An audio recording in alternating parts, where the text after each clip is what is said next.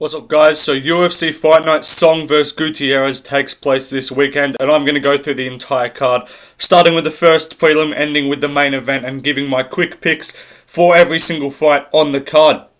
We start off with the prelim opener, Rayanne dos Santos versus Talita Alencar. These guys are both, or these girls, sorry, are both making their UFC debuts. There's basically nothing of note to talk about for either of them. I'm just going to go with Rayanne dos Santos because she's had more fights. Talita Alencar's meant to be some high-level jiu-jitsu kind of person, but I'm going to go with dos Santos. She's had a lot more fights, and I can't trust someone who's 4-1 to just have any real fight IQ or really know what they're doing if things go bad. So I think dos Santos is just going to get it done, probably be a boring decision. The next fight on the card is Tatsuro Taira versus Carlos Hernandez. I'm going with Tatsuro Taira here. He's the prospect on the come up. He's the guy that a lot of people are saying has the potential to be a top 5 guy, and I do think he definitely could live up to that potential. I'm picking him to beat Carlos Hernandez. He's got a major grappling advantage. You should take him down and dominate him. Probably submit him early on. I'm going to go with a second round sub for Tatsuro Taira here. I reckon the first round he holds him down, probably gets a 10-8, and then second round he gets the sub. So Tatsuro Taira is going to win this fight, and then he should be getting a ranked opponent next. Next fight, Luana Santos versus Stephanie Egger. This one's a tough one. I've been going back and forth. I know it's not that meaningful, so I should just pick someone. Luana Santos just missed weight by 3 pounds, so I'm going to go with Stephanie Egger. I think I'll go with Stephanie Egger. Luana Santos looks pretty good on the feet, but Stephanie Egger is 35 years of age, so there's a bit of a worry there. But Egger hasn't had any bad losses. She lost to Mauro Bueno Silva, but I don't know. I guess I'll go with Egger. Yeah, fuck it. I'll go Stephanie Egger.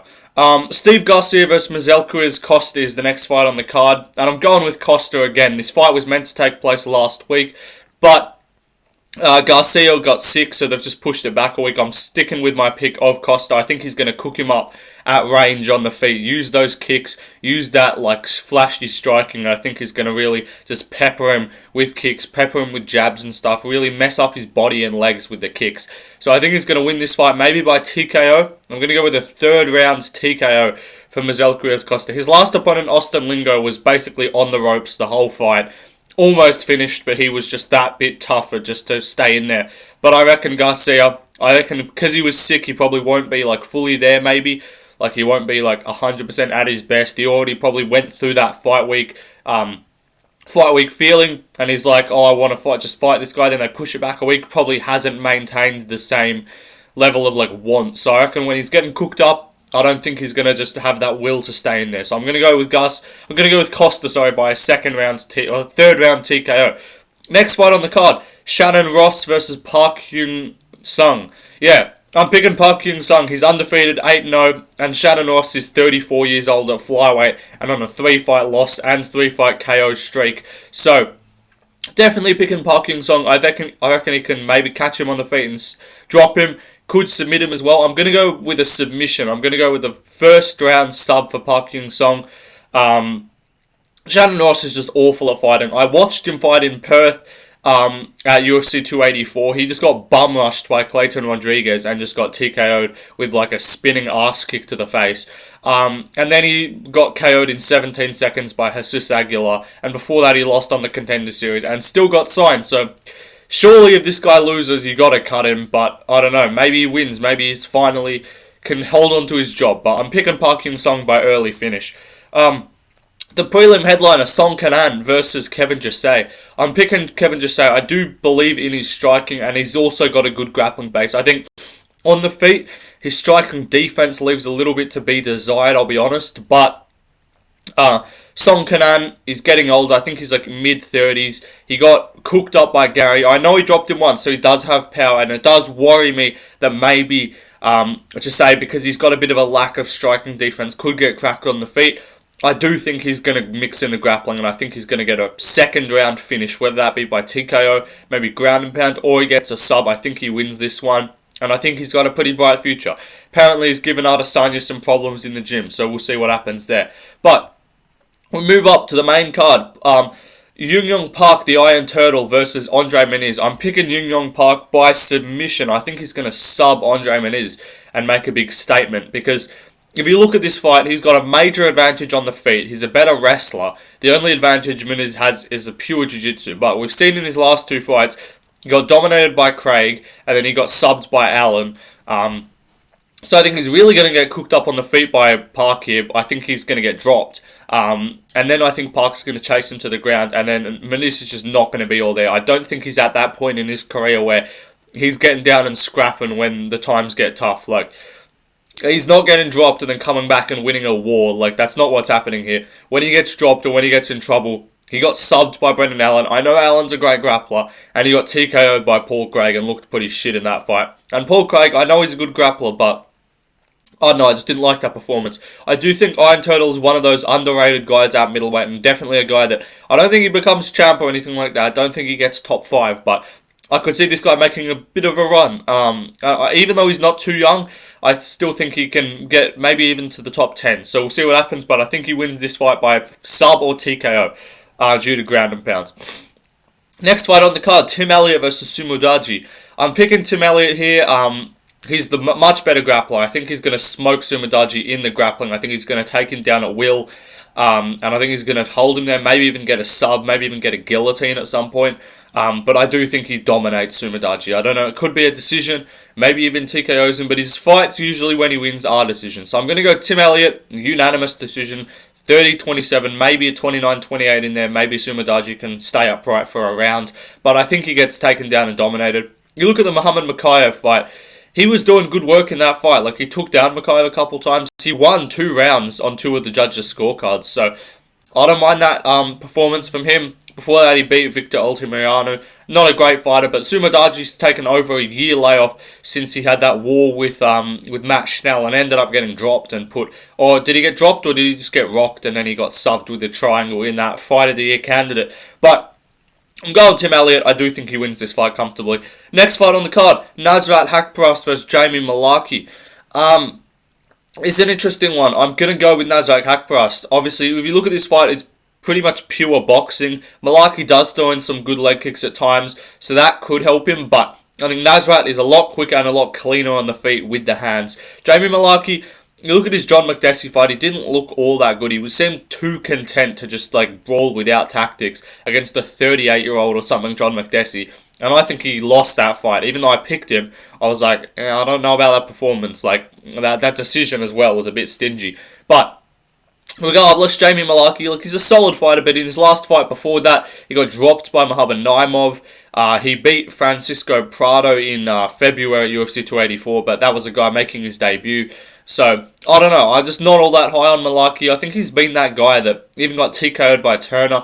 He's just been that guy that hasn't like hit that stride, and similar to like a Jake Matthews. He's kind of just been around for a hot minute, but he's never really made a run. So, I think Nasrat's got the cleaner boxing. I think he's really made a big stride in his game in terms of the output. Throws a lot more output, makes himself a lot more likely to win a decision on the scorecards when they're seeing Yadong. Even if they're not all hitting, even if it's hitting the guard, the judges are seeing Yadong more. They're probably going to give it to you. So I think he wins this split decision. I think 29-28. Two judges give it to him. The co-main event, Khalil Rountree versus Anthony Smith. Mr. You're attacking my family. I'm going with Rountree here by brutal TKO. I think he's going to smoke Anthony Smith.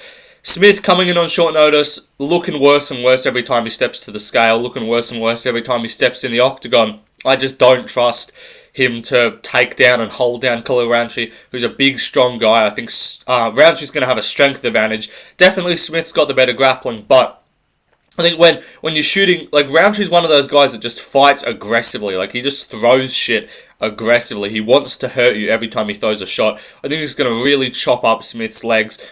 Smith's literally openly admitted to having a problem checking leg kicks.